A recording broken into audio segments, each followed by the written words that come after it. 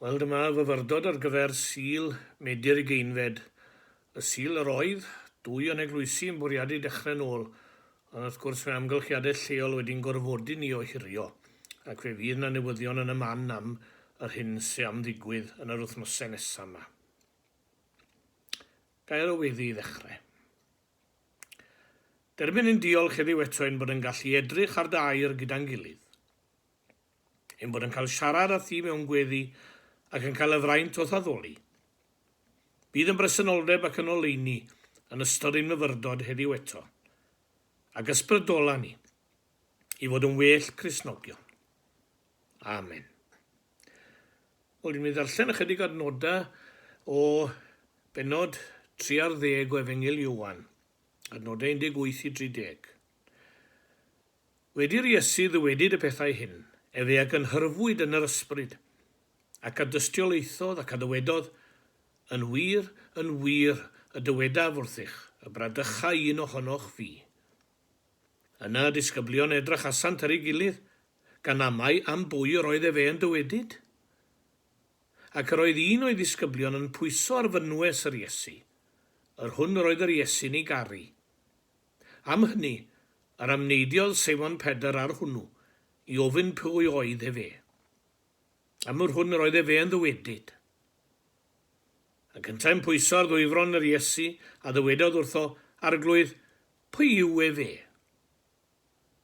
Yr Iesu atebodd, hwnnw yw efe, i'r hwn yr hodda fi damaid wedi i mi ei wlychu. Ac wedi ddowlychu'r tamaid, efe a'r hoddodd y Judas Iscariot, mab Seimon, ac ar ôl y tamaid, yna raeth Satan i mewn iddo. Am hynny dywedodd yr Iesu wrtho, hyn yr wyt yn ei wneithir, gwna'r frys. Ac ni wyddai neb o'r rhai oedd yn eistedd i ba beth y dywedasau efe hyn wrtho.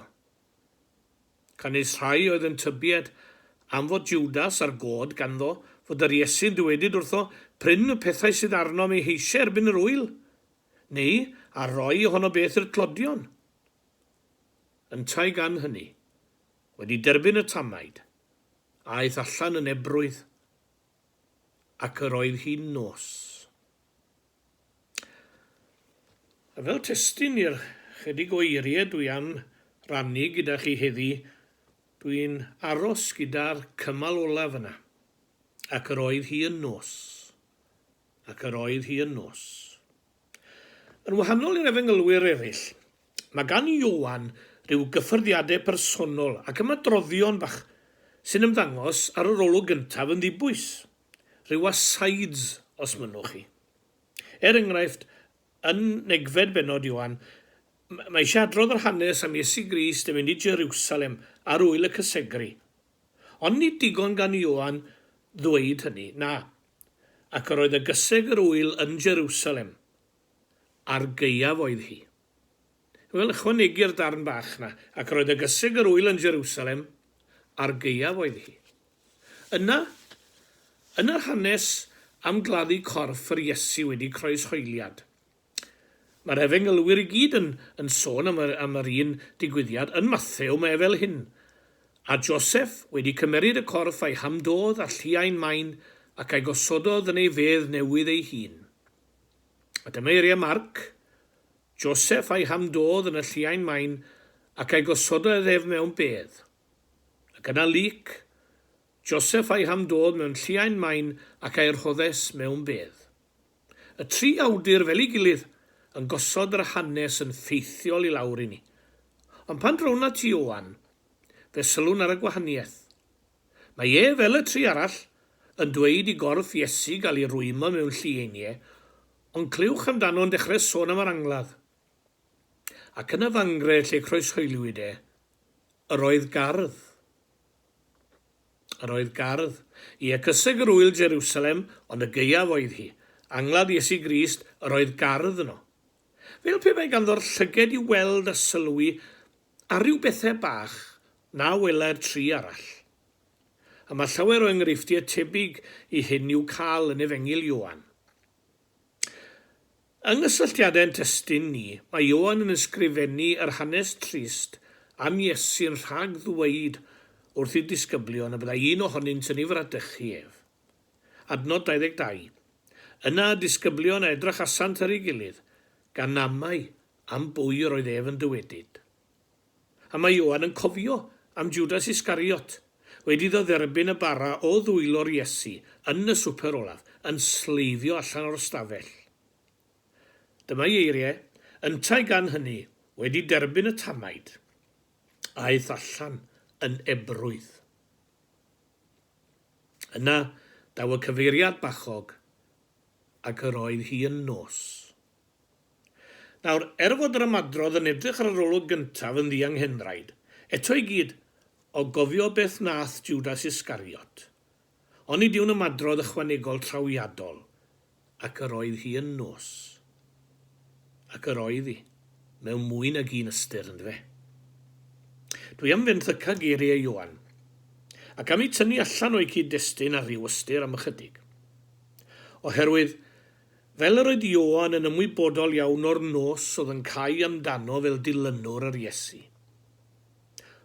Ond ni'n theimlo'n ninnau, oer fel garwch a thywyllwch nos ein dyddiau ni.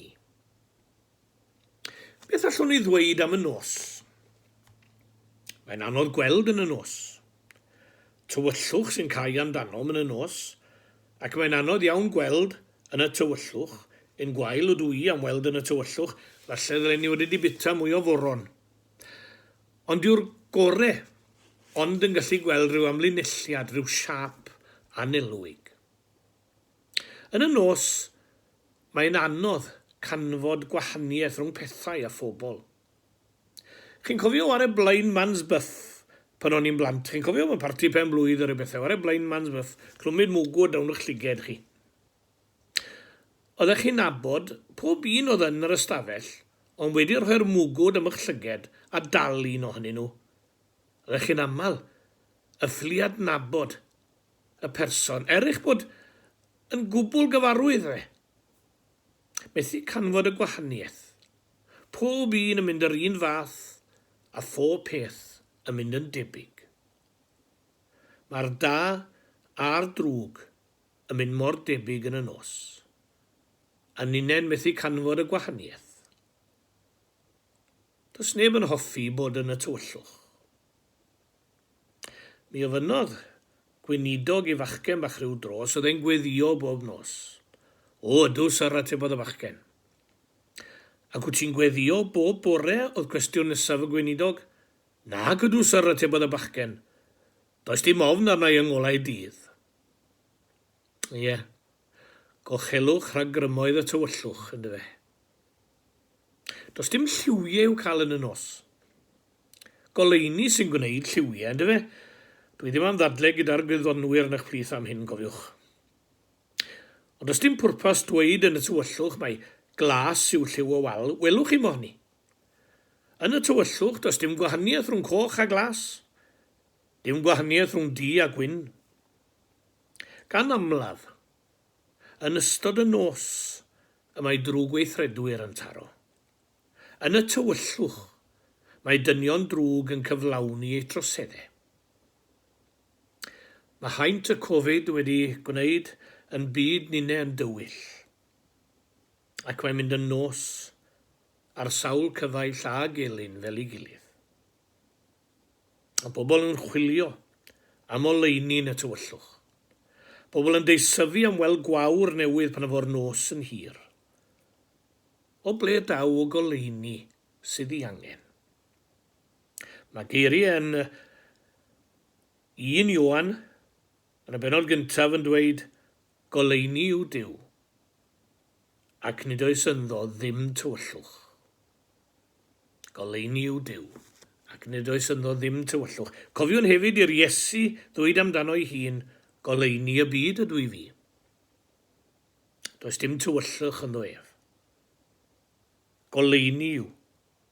Ac mae'r goleuni yn dangos i ni y gwahaniaeth rhwng du a gwyn, rhwng da a drwg. Mae nos ar gapeli Cymru, medden nifer, yn dywyll ar yr achos yng Ngwlad y Gân. Pan mae dyn mewn tywyllwch Cristnogol, mae'n anodd gweld y gwahaniaeth rhwng drwg a da.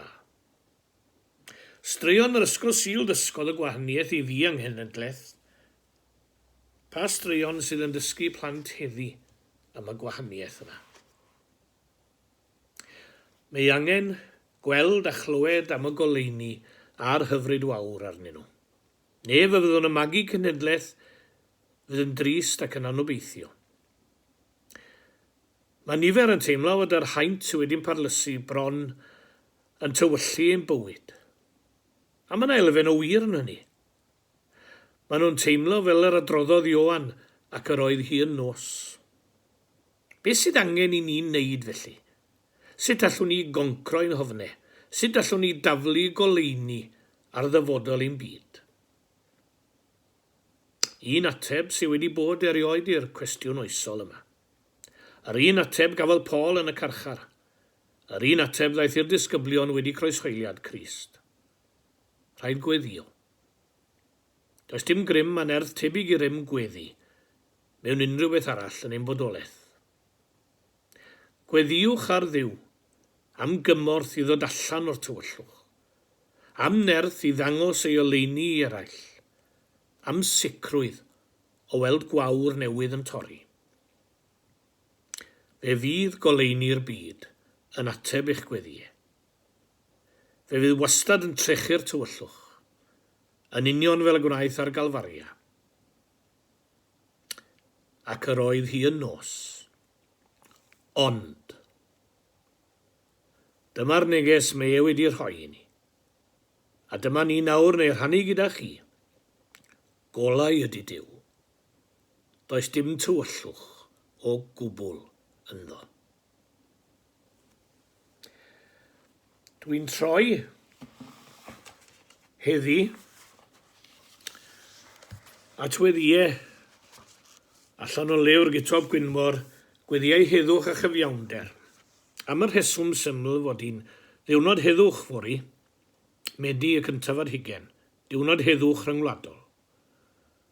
A dwi'n dechrau gyda gweddi gan wr yr enw Alan Patton o De Affrica, dan y teitl Ffydd, Gobaith a Chariad. Yn ei weddio. Arglwydd agor fy llygaid i mi allu gweld dioddefaint eraill. Agor fy nghlustiau i mi glywed ei cri. Agor fy nghalon, fel na fyddant yn aflwyddiannus. Gwna fi heb ofn am ddiffyn y gwan a wynebu dicter y cryf, a heb ofn am ddiffyn y tlawd oherwydd dicter y cyfoethog.